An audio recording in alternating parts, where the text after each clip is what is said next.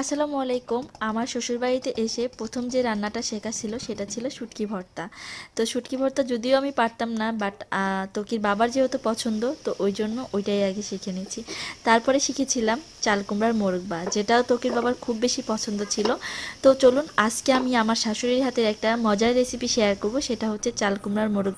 তো রেসিপিটা আজকে আমি আপনাদের সাথে শেয়ার করব। তো চলুন তাহলে ভিডিওটা স্টার্ট করে দিই।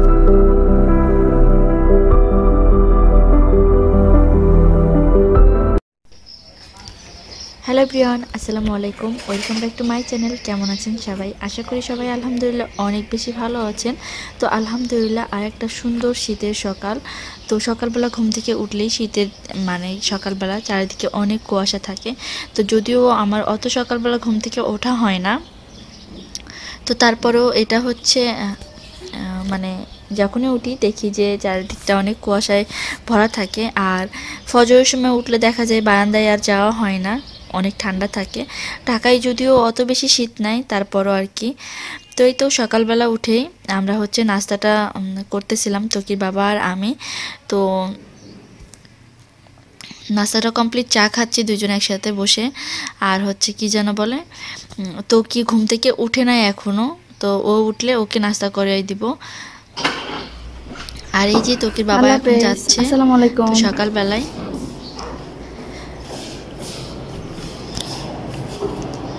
তো ও হচ্ছে ওর হচ্ছে হুডি বা সোয়েটার কোনো কিছুই নাই, পরে আবার ব্যাক করে আবার নিয়ে গেছে। তো যাই হোক, এখন হচ্ছে আমি আমার কিচেনে চলে আসছি। আর আজকে একটা মজার জিনিস বানাবো, সেটা হচ্ছে চাল কুমড়া দিয়ে মোরব্বা, যেটা খুবই মজা লাগে খেতে। আমার থেকে বেশি ত্বকির বাবার খুব পছন্দ।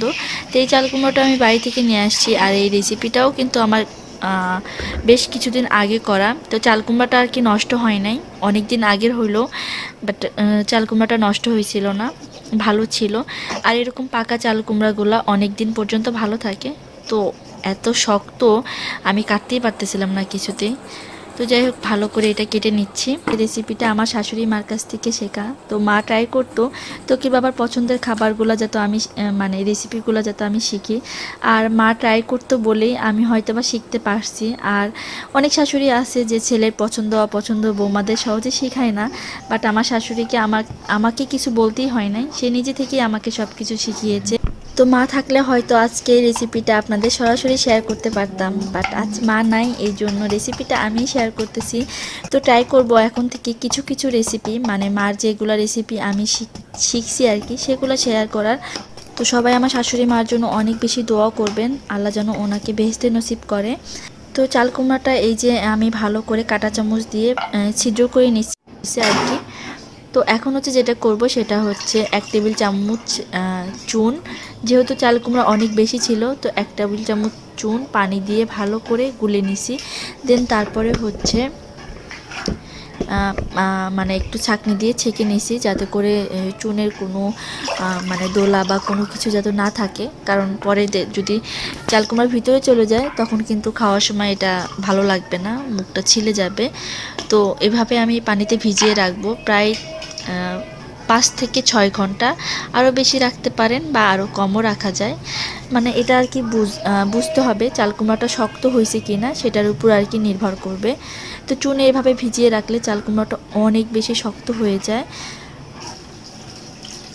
তো আমি আর একটু পানি দিয়ে দিচ্ছি, দেওয়ার পরে এটা একটু ভরে পানি দিতে হবে, দিয়ে তারপরে হচ্ছে একটা ঢাকনা দিয়ে ঢেকে রেখে দিব।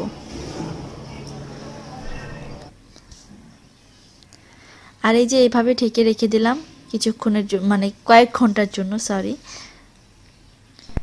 যদি কয়েক ঘন্টা না রাখি তাহলে কিন্তু চাল কুমড়াগুলো আর কি যখন আমি মোরব্বা বানাবো তখন নরম হয়ে যাবে, খেতে মোরব্বার মতো মনে হবে না।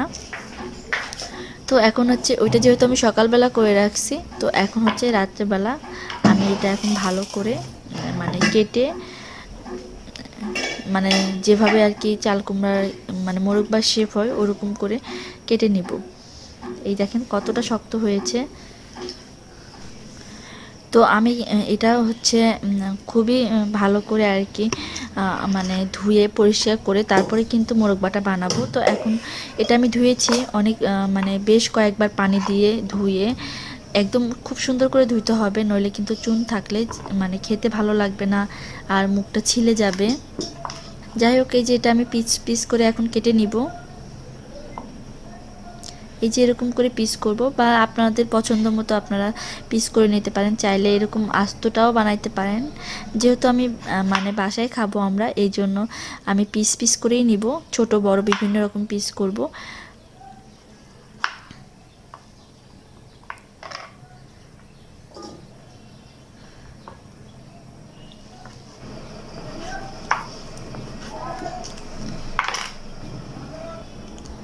আর এই যে এইবার একটু ছোট ছোট করে পিস করে নিলাম। তাহলে এই যে সবগুলো আমি খুব ভালো করে সুন্দর করে ধুয়ে পিস করে নিয়েছি। এখন যেটা করব, একটা হাঁড়িতে গরম পানি বসিয়ে দিয়েছিলাম আগে। তো পানিটা গরম হওয়ার পরে আমি চাল কুমড়াগুলো দিয়ে দিব। দেন তারপরে হচ্ছে আমি যেটা করব, এটা একটা বলক উঠলে, মানে একটা দুইটা বলক উঠলে আর কি চাল কুমড়াগুলো উঠিয়ে নিব।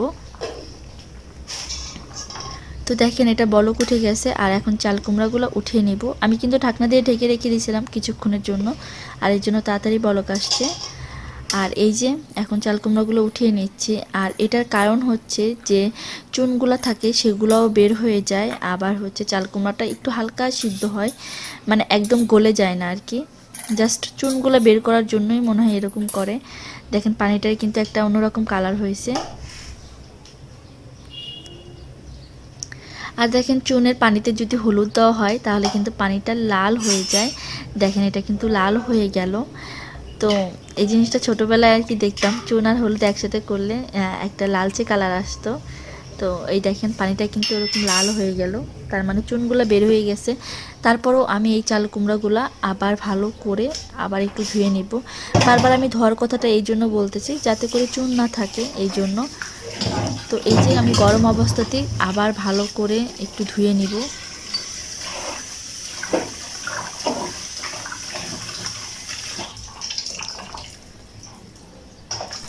আর এটা কিন্তু একটু একটু গরম আছে, আর যতটুকু সম্ভব হয় পানিটা চিপে ভালো করে ফেলে দিতে হবে। তো এটার ভিতরে মানে হালকা হালকা একটু গরম আছে, তো আমি একটু ফ্রিজে রেখে দিব কিছুক্ষণের জন্য, যাতে করে এটা একটু ঠান্ডা হয়ে যায়, একদম বেশি গরম না।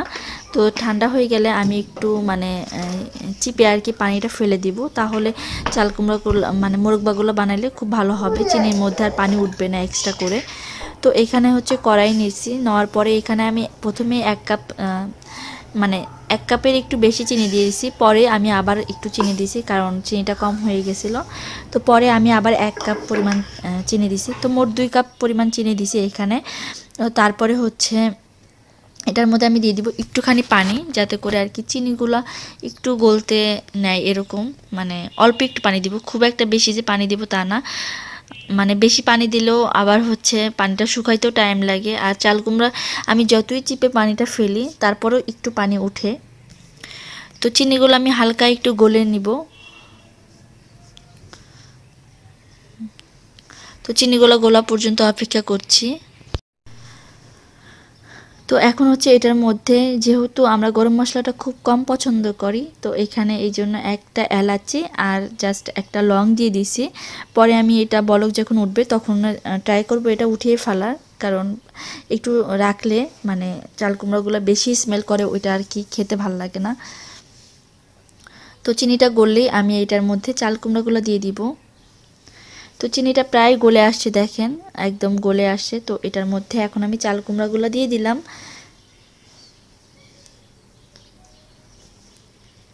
তো দেওয়ার পরে এটা ভালো করে একটু নাড়বো, নেড়ে নিব। তো কিছুক্ষণ এভাবে রাখলেও কিছু হবে না, বাট যখন এটা শুকিয়ে আসবে তখন কিন্তু এটা অনবরত নাড়তে হবে, আর নইলে চিনিটা আর কি সব জায়গায় ভরবে না। তো এটা এভাবে কিছুক্ষণের জন্য রেখে দিব।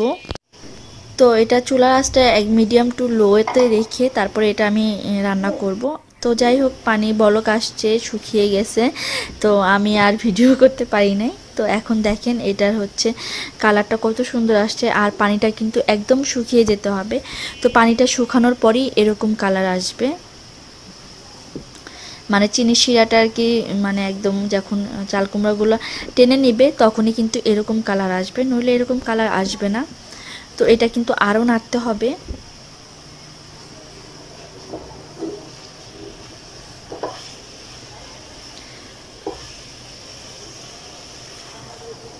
তো এটা প্রায় হয়ে আসছে, আর এটা আরেকটু হবে। তো এইভাবে অনবরত নেড়ে এটা এখন তৈরি হয়ে গেল আমার চাল কুমড়াটা। আর কিছুক্ষণ চুলায় রেখে আমি এটা নামিয়ে নিব। তো অবশ্যই জানাবেন আজকের রেসিপি আপনাদের কেমন লাগলো। যদি ভালো লাগে অবশ্যই আমার চ্যানেলটা সাবস্ক্রাইব করবেন আর পাশে থাকা বেল বাটনটি ক্লিক করে দিবেন। আর এই দেখেন নামানোর আগ মুহূর্তে এটার কালারটা ঠিক এরকমই হবে। তো আমি আর 1 মিনিটের মতো চুলায় রাখবো, তারপরে এটা হচ্ছে নামিয়ে নিব। তো নামানোর পরে ট্রাই করবেন একটা মানে শুকনা একটা পাতিলে বা মানে প্লেটে এটা রাখতে, কারণ যদি এটাতেই রাখেন তাহলে নিচে আবার লেগে যেতে পারে, শক্ত হতে পারে। তো এই জন্য ট্রাই করবেন অন্য একটা কিছুতে রাখতে, আর নইলে এটাই চুলার উপর থেকে নামিয়ে রেখে দিবেন। তো এই যে তৈরি হয়ে গেল আমার চাল কুমড়া। তো অবশ্যই আজকের ভিডিও আপনাদের ভালো লাগবে, ভালো লাগলে অবশ্যই আমার চ্যানেলটা সাবস্ক্রাইব করবেন। ভালো থাকবেন, আল্লাহ হাফেজ।